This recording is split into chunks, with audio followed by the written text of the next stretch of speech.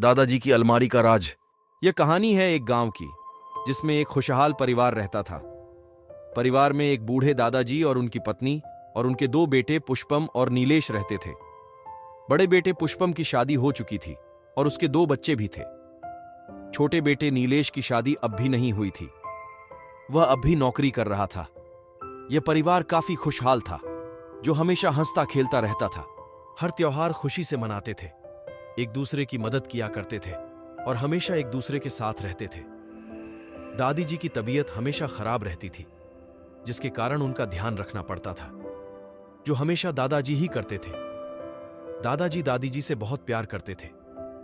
दादाजी हमेशा दादी जी के पास ही रहते थे, उनसे हमेशा प्यार से बातें किया करते थे। दादाजी कहते थे कि हम दोनों ने अपनी जिंदगी काफी अच्छी ही जी है। इतने अच्छे से हमने अपनी जिंदगी जी है जिसकी कोई तुलना नहीं की जा सकती। इतना अच्छा परिवार मिला है जिसमें इतनी सारी खुशियां हैं। ये सब देखकर मुझे बहुत अच्छा लगता है।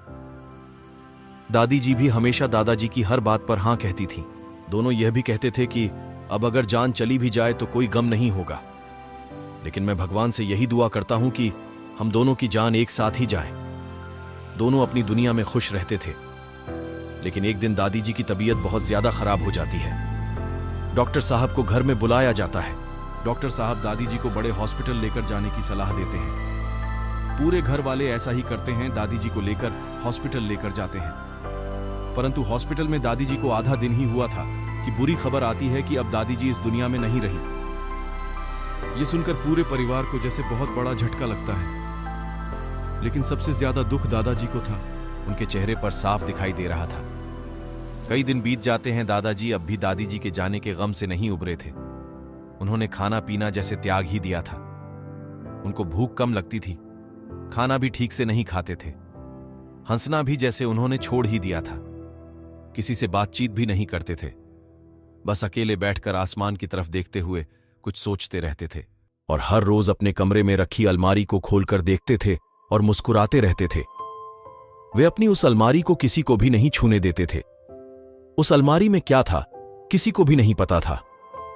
लेकिन सबको दादाजी की यह आदत काफी परेशान करती थी कि वह परिवार के साथ तो हंसते नहीं थे, ना ही बातचीत करते थे, लेकिन अलमारी में ऐसा क्या था जो उन्हें काफी खुश करता था। उनके परिवार के लोग देखना तो चाहते थे कि उस अलमारी में आखिर है क्या, लेकिन उस अलमारी की चाबी दादाजी हमेशा अपने साथ ही रखते थे, इसलिए देखना मुश्किल था। इस बात को कई हफ्ते बीत जाते हैं, लेकिन दादाजी आज भी वैसे ही थे। उनके स्वभाव में कोई भी परिवर्तन नहीं आ रहा था।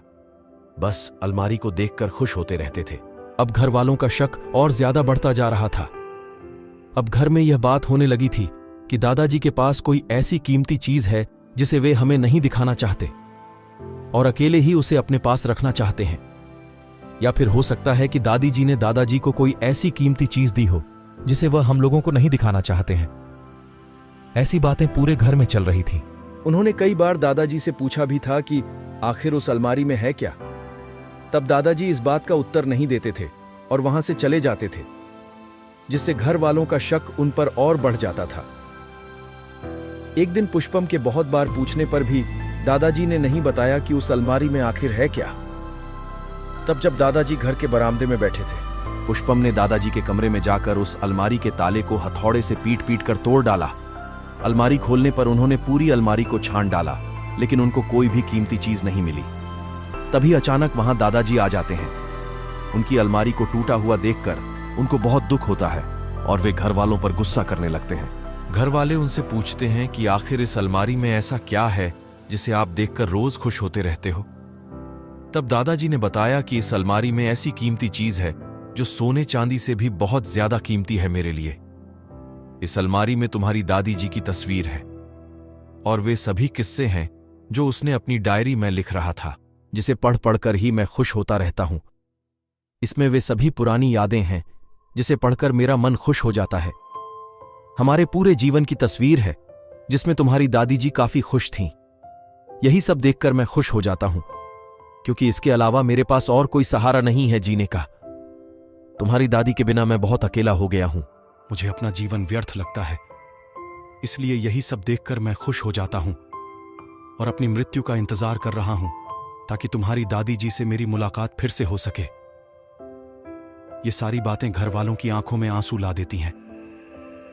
पुष्पम अपने पिता को गले से लगा लेता है और रोने लगता है।